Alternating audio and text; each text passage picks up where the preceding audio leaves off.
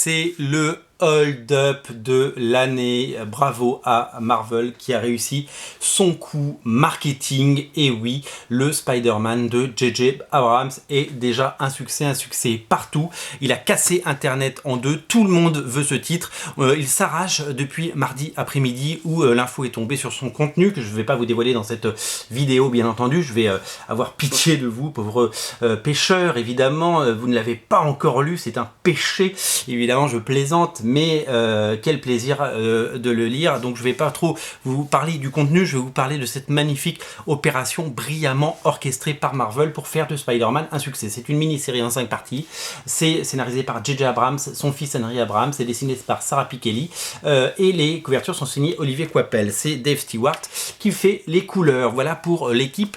C'est un comics qui a été annoncé maintenant il y a à peu près 3 mois et qui devait être vraiment une mini-série un petit peu, pas obscure, mais une mini-série secondaire, je dirais, parce qu'il y a toujours la série principale. Sauf que c'était scénarisé par J.J. Abrams, le réalisateur, bien entendu, de Star Wars épisodes 7 et 9, de Star Trek 1 et 2, de Super 8, de Lost. Il a même fait un Mission Impossible. C'est vraiment quelqu'un de génial. Moi, j'aime beaucoup cet auteur. Je trouve que il a tout compris du divertissement d'aujourd'hui. Il est capable de prendre quelque chose de mythique comme Star Wars ou Star Trek et de le moderniser tout en gardant évidemment tout en restant fidèle au matériel originel, et ça c'est quand même exceptionnel.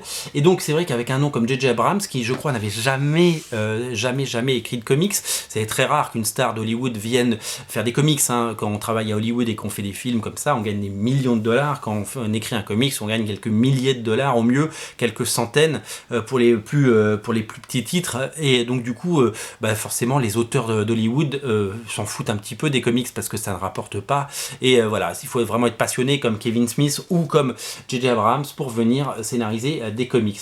Et donc du coup, ils se sont dit, là on a un argument marketing en béton et on va laisser l'effet se faire. Sauf que ça, c'est ce qu'on croyait. On croyait que juste le nom de J.J. Abrams allait permettre de vendre. Et je l'ai vu sur les ventes d'originalcomics.fr. Oui, on a prévendu très correctement ce titre. C'est une évidence. Les précommandes ont été au-delà de ce qu'on peut vendre sur Spider-Man en version originale de façon habituelle et même en version française. Ce qui s'est passé, c'est que c'est son contenu, c'est son histoire, donc c'est le talent de J.J. Abrams et son fils Henry qui nous a surpris.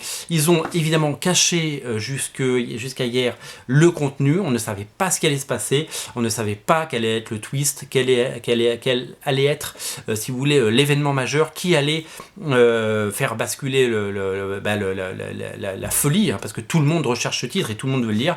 Et en le lisant, c'est devenu voilà. Qu'est-ce qu'il y a dans ce comics? Je vais pas vous le dire, je vais pas vous spoiler, mais je peux vous le dire qu'il y a de l'action, il y a de l'humour, il y a des dialogues aux petits oignons, il y a de l'émotion, et c'est ce qu'on aime, des scènes épiques. C'est tout ce qu'on aime chez Spider-Man, c'est tout ce qu'on aime dans les comics, et c'est tout ce qu'on aime même au cinéma. On en prend plein les yeux.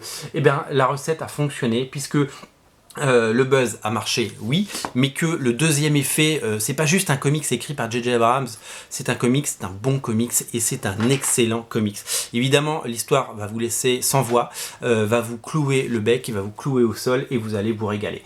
Je vous invite vraiment à craquer sur Spider-Man. À l'heure où j'enregistre cette vidéo, il en reste.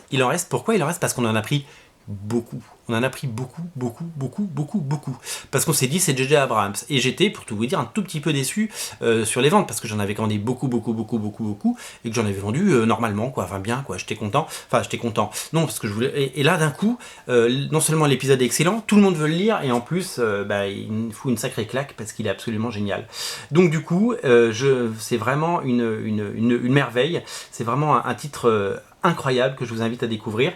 Craquez pour ce titre, j'espère au moment où vous verrez cette vidéo qu'il en restera et que vous aurez le plaisir de le lire. Pourquoi le plaisir?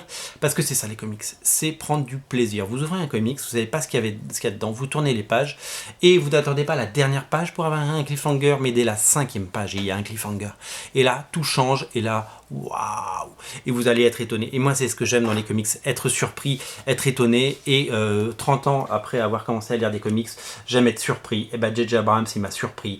Et voilà. Donc lisez ce comics. C'est le Hold Up de J.J. Abrams. C'est vraiment un très très bon titre. Et je vous invite vraiment à craquer pour cette petite merveille. C'est à lire et à découvrir sur originalcomics.fr. Je vous mets le lien dans le descriptif de la vidéo. Ne passez pas à côté. Salut!